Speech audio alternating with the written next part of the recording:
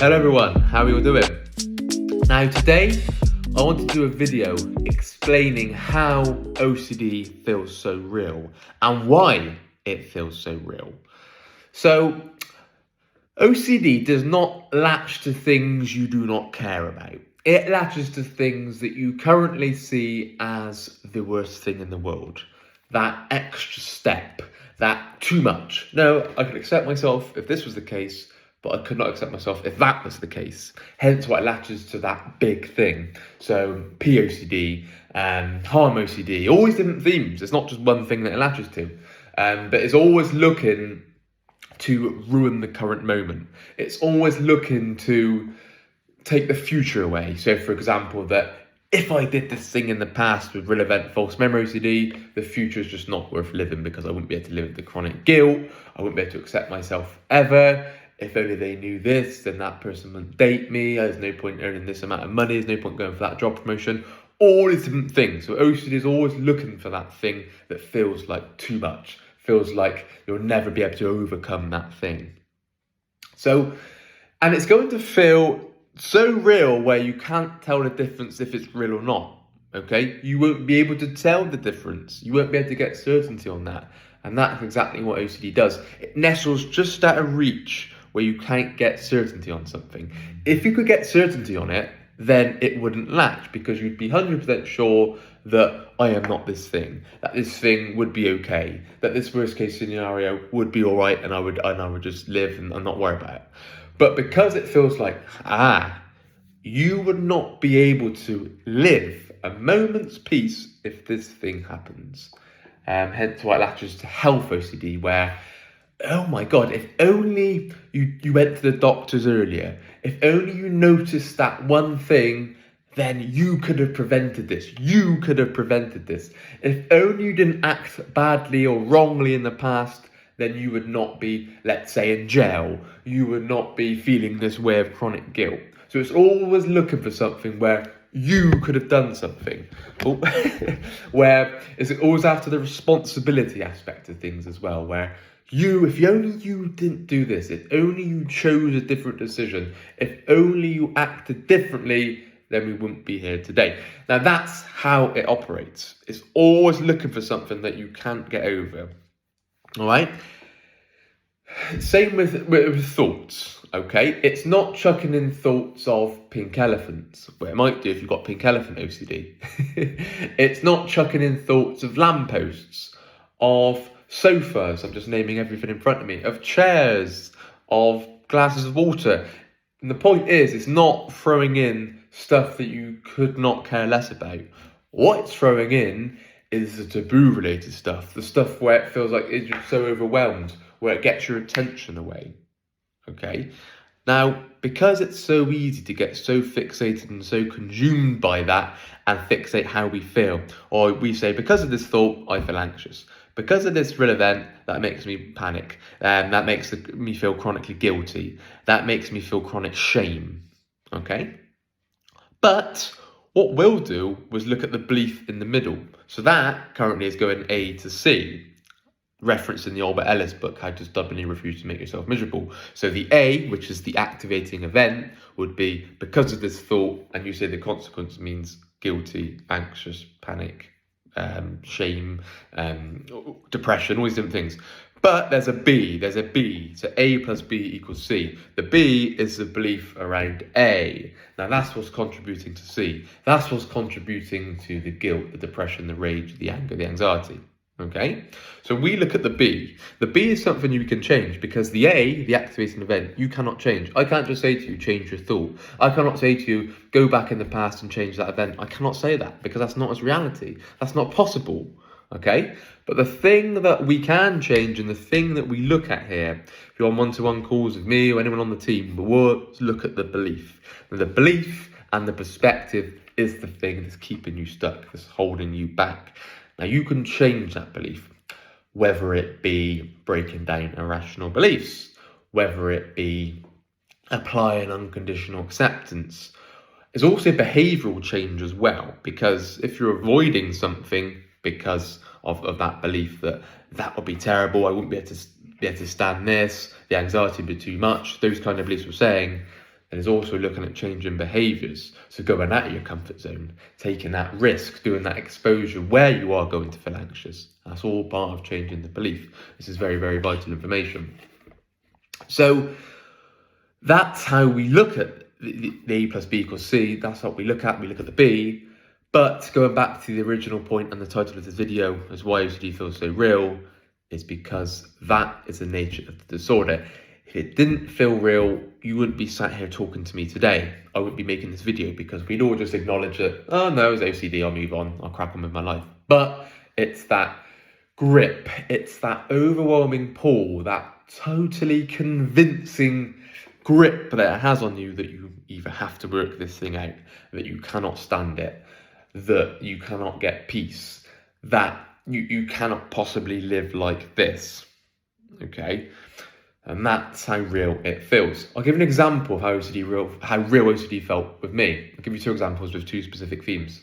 When I was suffering with a HOCD, so homosexual OCD, gay OCD, whatever you wish to call it, I would say, right, that felt so convincingly real with the thoughts and all the feelings and all the sensations. I genuinely thought I could have been gay, right? That's how real it felt. So I would say I was probably 5 more setbacks, 5 more triggers, I don't know if this is a rough figure I'm given, of actually coming out as gay, right? Because that's how convincing it felt. I couldn't tell the difference between whether I was gay or not. With OCD, that's how it's going to feel. It's going to mimic any feeling, any groinal response, any sensation, any arousal, any attraction. It can mimic anything to a point you don't realise, you wouldn't know if you were gay or not, for example. Right? That is how real it can feel. It's the same with hit and run OCD, driving OCD. Okay? It's when I was driving along, that although I could have been 10, 20 yards away from a pedestrian or a cyclist and drive on past, it doesn't matter with OCD, because OCD would make it feel so convincingly real that you hit that person and that you deliberately and intentionally hit that person. That's what it's going to say. And then the compulsion that I did would be turning around the car and driving past, make sure they're still on their bike, make sure they're still walking, make sure they're not on the floor. I did those kind of compulsions. But the point is you won't be able to get certainty on whether that happened, right? Explain this to someone about OCD, they'd be like, what are you on about? You just didn't hit that person, what are you on about? But the thing with OCD and why it's so challenging, okay, recovery is certainly possible, of course it is. But these are the challenges and the nuances and the intricacies of the OCD suffering, where you will not be able to tell the difference between whether it's real or not. You can have a rough idea. When I look back at HOCD, I had a rough idea that I was heterosexual, right? But there's never any guarantee in 10 years' time I could come out as gay, right? That could happen, right? And the reason HOCD doesn't latch, because I'm never pushing that away. I'm never resisting that. I'm not trying to control that. I accept that could happen. I'm a human. My brain could be developed in a way where I am homosexual. That could happen, right? I have a rough idea that I'm not, but there's never any guarantee. This is so important when it comes to all kinds of themes. So the point is, if I go back to the hit and run, the driving OCD, is you will not get certainty. I could tell you 1 million times that you did not hit that pedestrian, but your OCD will doubt everything. It will say, oh no, hang on a minute. In the mirror, that person looks slightly close. I used to look in the rearview mirror all the time. And no, that was slightly close. What was your intentions? You had a thought to move your car that way. So that mean you did hit him. And then, what as if I lost control? What as if I had a lapse of concentration when I was ruminating about something, and then you hit someone and wasn't aware of that, all going down that rabbit hole all the time. So you could be 99.9999999% sure that this thing didn't happen, but OCD will lash onto that 0.00001%, and then boom, this thing happened. That means you're guilty forever. It's like being on trial in your head 24/7. That's what the suffering was like, especially with the chronic guilt. So when I explain OCD to someone who hasn't got OCD, not from a point that I need to explain it, people are interested because they know what I do for work, they know what I do for helping other people, and they say, Sam, what is OCD? And I often compare it. I don't explain the intricacies because they would never understand. But I explain how it feels and the realness factor to all what I've said in this video, where you wouldn't be able to tell the difference between whether that was real or not. They won't understand because they don't have OCD, but us OCD sufferers understand that feeling where I can never get certainty on that. So this is why we go towards the worst case scenario. This is why we, if you have one-to-ones with us, webinars, we go towards the unconditional acceptance that even if your worst case scenario was true, was a fact, if this thing did happen in the past, if you did hit that cyclist, if you were gay, anything that you fear, we go towards unconditional acceptance of that scenario. This is so important for anxiety and OCD recovery, because if I said to you, yeah, I just want you trying to work it out all the time, I want you to get certainty on that, then that would be terrible advice, because I know you will not get certainty on that. OCD is the doubting disorder, hence what used to be called the doubting disease hundreds of years ago. So, and I hope you can see the logic behind why we talk about unconditional acceptance. We don't just talk about it for a laugh. This concept works for OCD because you take the power away, you take the oomph away from OCD. Because if you are saying that my worst case scenario would be utterly, totally horrendous, the worst thing in the world, doing that 0 to 100 catastrophizing, and you'll often say that if this thing was true, if this worst case scenario happened, I could never, ever, ever accept myself. I might as well kill myself. I might as well hand myself into the police and never, ever wake up again, right? That life is not worth living. Now, with that kind of beliefs, I used to hold these kind of beliefs, by the way. I'm talking from the heart here. I'm talking from experience here. This was me. Hence why OCD had such a firm bloody grip on me. It controlled all aspects of my life. I was housebound. I was crying down the phone to Rob. I was suicidal. I was confessing every night, because if this thing was true, I could not accept that. Well, if I confess, at least it's got off my chest, and then I can go to jail. Then someone could kill me. Then all these kind of things, right? Because I felt like I could not accept myself if this thing was true. The OCD will morph and it will move around and it will twist things, it will latch to random things, it will manipulate things. That's what it does, okay? So even like an event in the past, false memory in the past, you could be 99.9% sure that this thing didn't happen, that you didn't act wrongly. But an OCD will go, hang on a minute, what if you couldn't remember? How old were you? What were your intentions? Are you sure? Were you drunk? Are you sure you didn't just lose control and acted immorally? It's going to do that. So this is why I do not say, yeah, work it out, come back to me next week and see how we get on. Because what a waste of time and money and energy that would be. Because I know with OCD that just does not work. That is a never-ending path. Okay? So we go towards that even if this thing happened in the past, even if your worst case scenario was true, we go towards unconditional acceptance.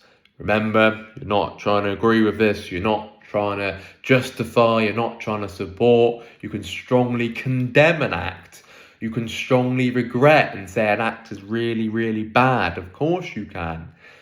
But when you label yourself as bad, as evil, as a monster, that is when you go into emotional turmoil. This is from someone who lived like that for years. Constant panic, constant chronic guilt, constant crying, chronic shame all the time. Felt like life just wasn't worth living. I used to be like this to Rob on the phone. Rob, yeah, it's here again. The guilt's just too much. I can't cope with it anymore. I'm just, it's just not worth living. I can never ever get peace again. I'm undeserving of any joy. Blah, blah, blah. I used to speak like that, right? Because I just shut the door to any change of perspective. And this was 6 years ago. Okay, so that's relative how long it's going to take. But in the grand scheme of things, that's nothing. For a complete change of perspective into where I am today, 5 years is nothing. Okay, so keep pushing through the aim to change perspective.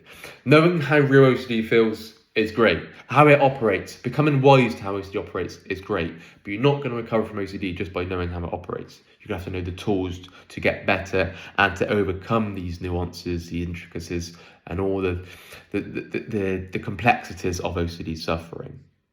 All right?